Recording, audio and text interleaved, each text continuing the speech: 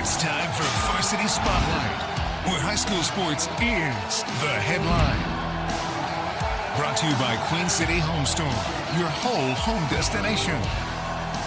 Hey there, everyone, and welcome to Varsity Spotlight. I'm Jack Taylor. And I'm Jeff Taylor. The winter season sports are in full swing as we near the end of January. High school basketball teams have started conference play, and some teams have already started to make some strong statements on the hardwood. To the highlights we go. And we're going to start this round of highlights with West Charlotte making the trip to Butler in a MEC Power 6 conference matchup.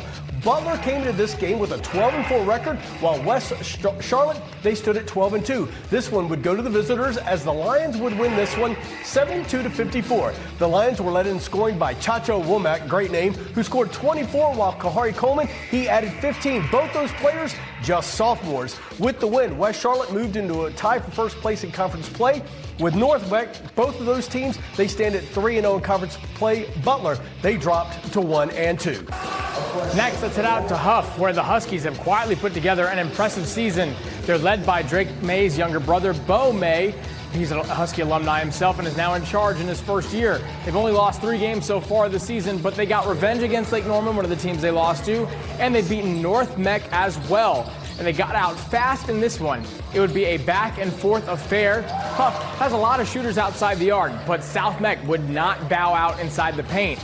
Jim Gateshouse for South MEC led the team with 33 points in this one, more than half of the Sabres' total point finish there. But on the other side, John Slusher put up a double-double with 30 of the team's 66 points and 12 rebounds. Impressive. So the Huskies get this win. They've won 13 of their last 14 and sit at the top of the Greater Charlotte Athletic Conference. They've got another big test on the road against Myers Park tomorrow night. That'll be a big one. All right, on we go. West Forsyth making the trip to take on Weddington.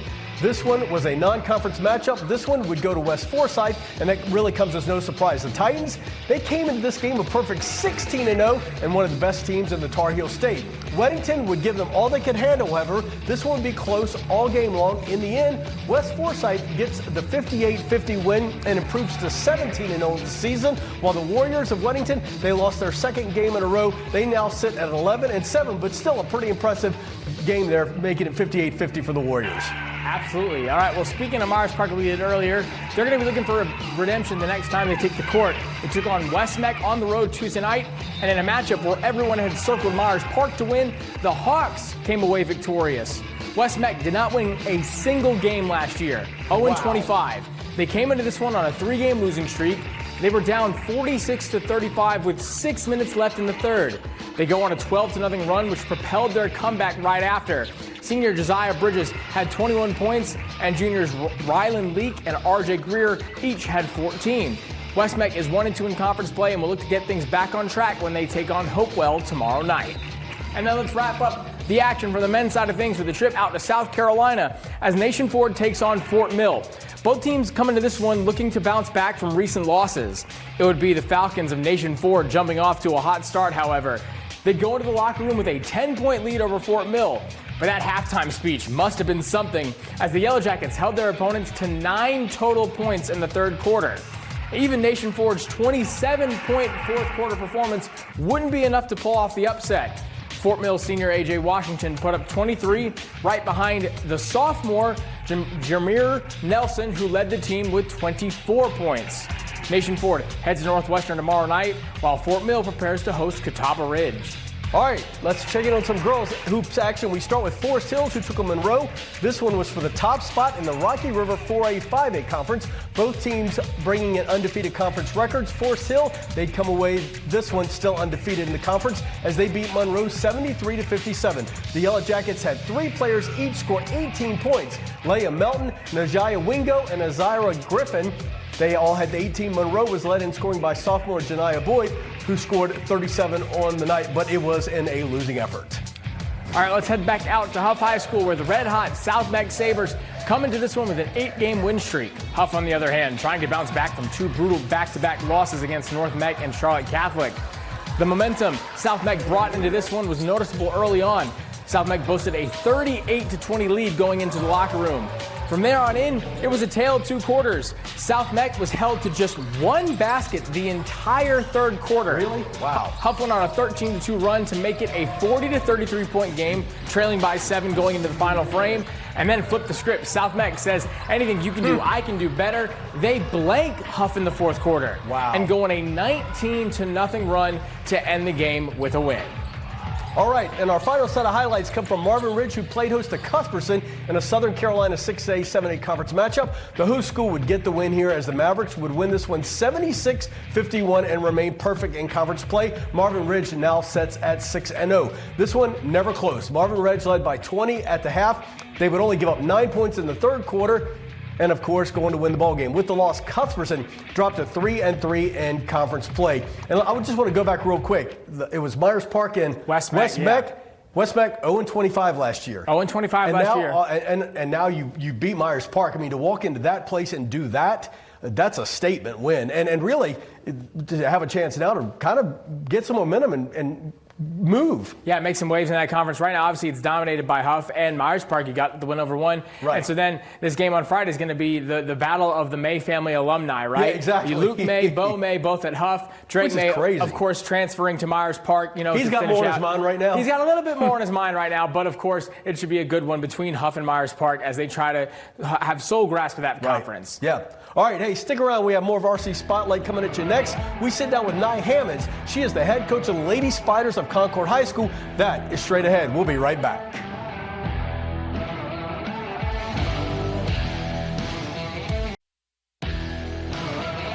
Welcome back to Varsity Spotlight. Last week, we introduced you to Joseph Gripper, who was the head coach of the boys basketball team at East Meck. Coach Gripper played for East Meck while he was in high school. And today we're going to introduce you to Concord High School girls basketball coach Nye Hammonds, who also returned to coach at the school she played at and had great success as a Spider. Coach Nye Hammonds, thank you for having us out here. Thank you for having me. Absolutely. You're obviously an alumni here. You played at UNC Charlotte. You played at 6 different countries in 6 years in the pros. Just a really illustrious career that has brought you right back here full circle. Yes, sir. Oh, it's been really special, a full circle moment for sure. Definitely was not expecting it, but I'm very grateful to be here. Were you approached for it? Did you reach out to them? How did that kind of come about? I've actually had quite a few interviews, but this year was my first time getting an opportunity. Last year I was assistant coach. I guess they seen that I was a great asset to the team, so they asked me to be the head coach this year. I mean, I would imagine they would see that your playing career alone at Concord. You had 1,000 career points your junior year, the state championship run. Talk about how special that time was for you and kind of what you took away from all of it. Looking back on it now, it feels even more like special. Trying to get my players to understand the grind and the hard work that went into that. But it was an amazing time. Some of those players are still my really good friends to this day. My coach also from that team has been a tremendous mentorship for me. So it's been awesome. So you've obviously had your time at Concord High School. You've played collegiately, professionally, overseas. Who is it that you've pulled from the most now that you've kind of tried to build who you are as a coach? My high school coach has been phenomenal. She's been to a few games, texting me some things, trying to help me out. I also have 2 of my players that was on the state championship team with me. They're also my assistant coaches. So I have 4 tremendous assistant coaches that help me out.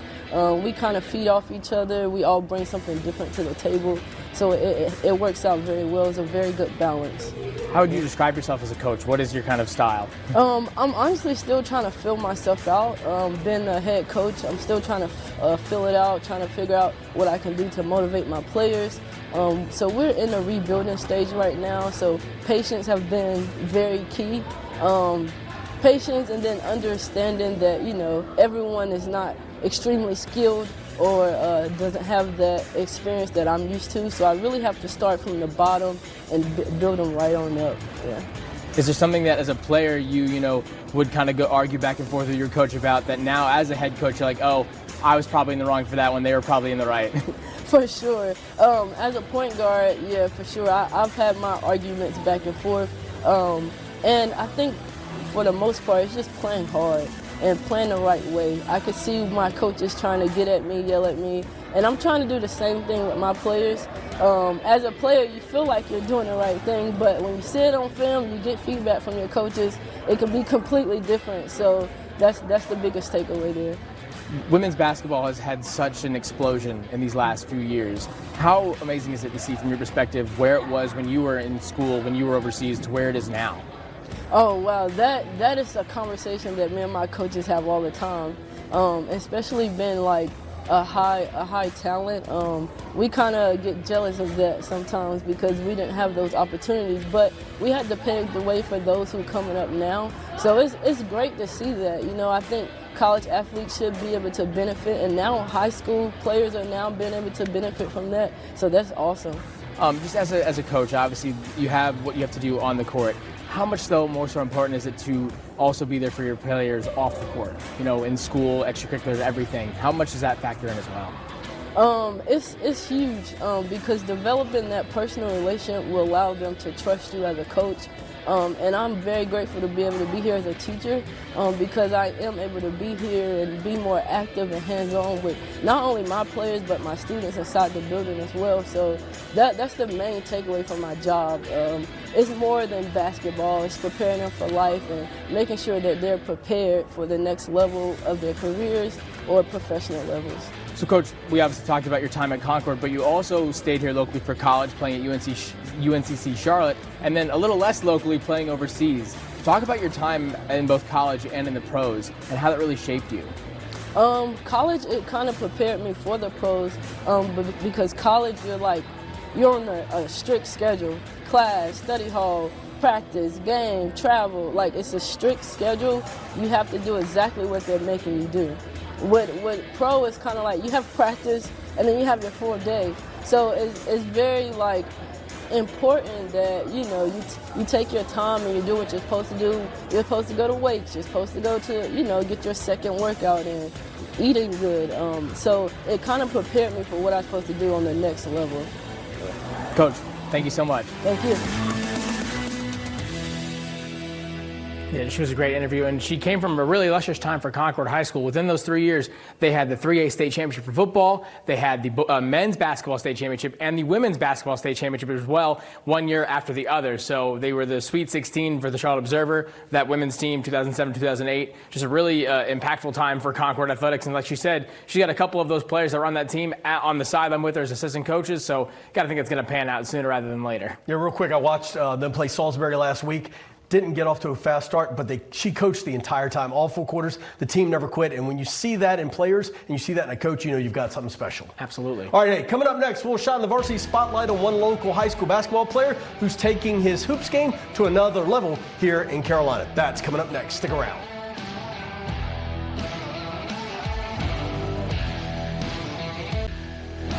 Welcome back to Varsity Spotlight. As we said at the top of the show, the high school basketball season is in full swing as conference play heats up. And it's also time for players to step up and lead their teams. In this week's Varsity Spotlight, we shine the light on one player who's doing just that. Take a look.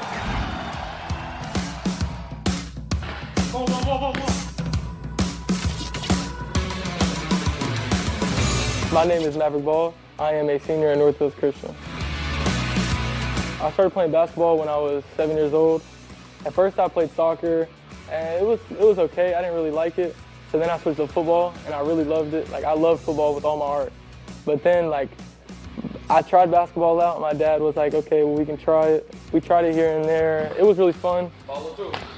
I first met Maverick last year at tryouts. I knew right away that he was a fierce competitor. I liked the way that he demanded the court.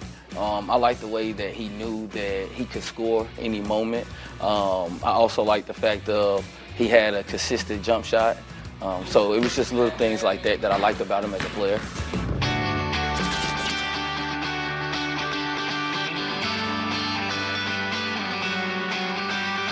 Growing up, I have 2 brothers named Ezekiel and Malachi. One's blonde and one's brown. I live with my grandma. I've lived with them since I came home from the hospital because my dad had me at 15. That was the best opportunity I could have had, and I fully appreciate it. I had a great relationship with my dad throughout all of my childhood. He was there for every moment, every second. Jordan, Maverick's biological father, was an amazing ball player. Jordan coached him with football and basketball. And of course, as a mom, I was way more wanting him to play basketball than football. So it just kind of worked out that his passion is for basketball and he excels at it.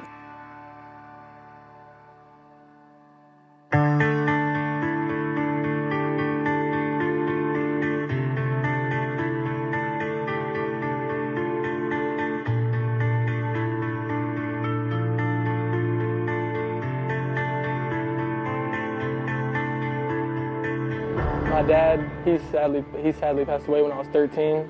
He passed away going into my freshman year. So it was 5 years ago on July 21st. We lost Jordan in 2020. It was during COVID.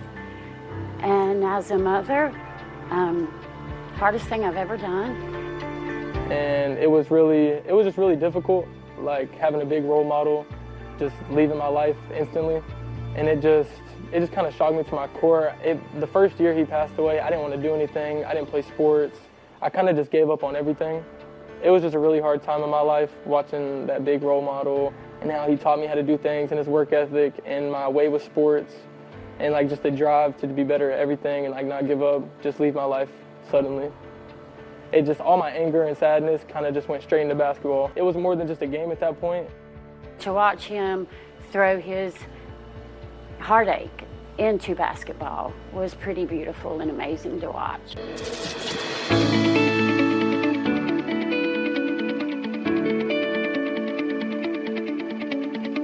So when Maverick step on the court, you just see the fierce competitor come out of him. But soon as it's time to go in that locker room and get dressed, it's like the switch come on and it's like, I'm in competitive mode. I'm destroying everything that's in front of me and I expect my teammates to do the same. Piece of advice that Coach Knox gave me, him and Coach Kozark, our assistant coach, definitely be consistent. Like consistent with life, consistent with the basketball, just consistent in everything. The NBA is my dream. But right now I just want to take a step at a time. Right now I'm just looking for a college and a great home to go to, praying to God, like just trying to find me the right opportunity and the right staff to bring me in and take me in as one of their own. When Maverick steps on the court, for me, the sense of pride I feel, and just so proud of him for all of his accomplishments in the midst of where he could have taken the wrong path. It's hard to put in words. Maverick, I just wanted to let you know that I am so beyond proud of you. To watch your dreams and aspirations come into life, it's been one of the biggest blessings of my life. I'm your biggest fan, always have been and always will be, and I'm so excited for what the Lord has for your future. I love you so much. It's me and you against the world. My name is Maverick Ball, and this is my Varsity Spotlight.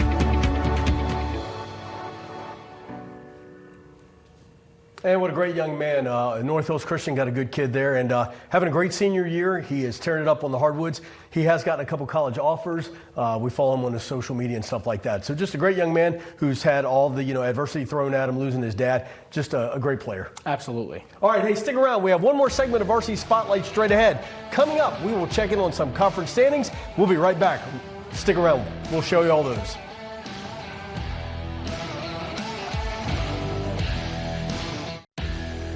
Hey everyone, welcome back to Varsity Spotlight. We are now a few games into conference play, and as we do every week, we close out our show by checking the standings from conferences around the Queen City and surrounding areas. Yeah, let's get things started with the Southern Piedmont Conference here. We see Jesse Carson there up at the top, 7-0 undefeated in conference play. J.M. Robinson a little bit far behind them. They're 5-2. They're on a win streak to get up to this point. Right. Salisbury right behind them at 5-2 as well to make that tied up at 2. West Rowan losing a game here, so they're going to drop down to 4. Concord winning a game to get up into the top 5. Don't count any of them out. I saw Salisbury take on Concord. It was a great ball game. Absolutely. So, I mean, that's a tough conference right there. Yeah, definitely still up for grabs. Up for grabs all the way around. Now we take a look at the North Piedmont Conference there. Not as many games played, but you still see a slate here where Mooresville, perfect 3-0. They sit to the top there. Davie County getting their first loss in conference play, so they're down to the second spot. Lake Norman bumping up with the win as well, going from 1-1 to 2-1. Right. So they're now vying for that second spot in the conference. I mean, Lake Norman to me is somebody to keep an eye on. That's somebody that could creep up. Yeah, obviously new head coach, kind of making sure they're trying to figure out how they're going to do about all this, and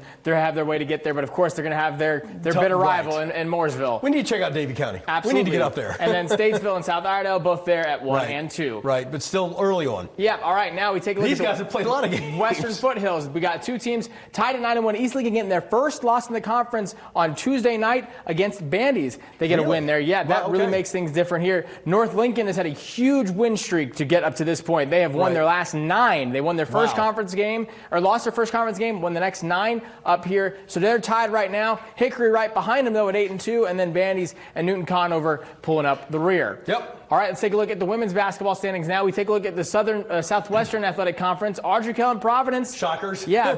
Not a rivalry there. Neck and neck there, 3-0 apiece. Rocky River getting their first win in conference play to jump up against East Meck. Got the loss, and then Ballantyne Ridge as well. So this one's still anybody's conference. AK basketball culture there. Yeah. Coach Kraft with the guys, they just do a great thing. Absolutely. We'll watch those two. There's a little competition there. Absolutely. Let's take a look now we get to the Greater Metro. Hickory Ridge a perfect 7-0 in this conference. West Cabarrus not too far behind them, though. Right. Just a game out. Then you see Cox Mill, Central Cabarrus, A.L. Brown all kind of pulling in the rear. There's still, anybody's here if they can get into this way and get a little bit of a ridge up, but Hickory Ridge has got it right now. Went to a Hickory Ridge game. In the women's game, I mean, the gym was full. It was crazy. So kudos to them. They're going to be tough to beat. They've been building consistency for the last few years here. And then last but not least, back to the Western Foothills on the women's side. Same thing here. North Lincoln and Maiden have each lost to each other. So that's making it really interesting right here at the top. They're both 9-1. And then you got East Lincoln right behind, Hickory right behind, and then Fred T. Ford there at the bottom at 4-4. But this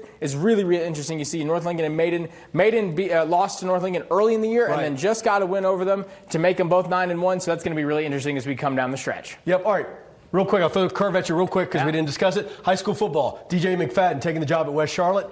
Kind of a big move. Absolutely. And there's going to be a lot of coaching changes as we go into this offseason. We'll see what Independence does. Yeah, it's going to be something to keep an eye on. All right, we'll keep you up to date on that. Well, that's it for Varsity Spotlight for this week. We'll see you next Thursday night with more highlights, stories, and standings from our area. Well, also, a quick reminder, check out Talking Sports with My Dad. That airs every Saturday, 7-11 p.m. right here on WCCP. Have a great rest of the week. Be safe this weekend with the storm coming in.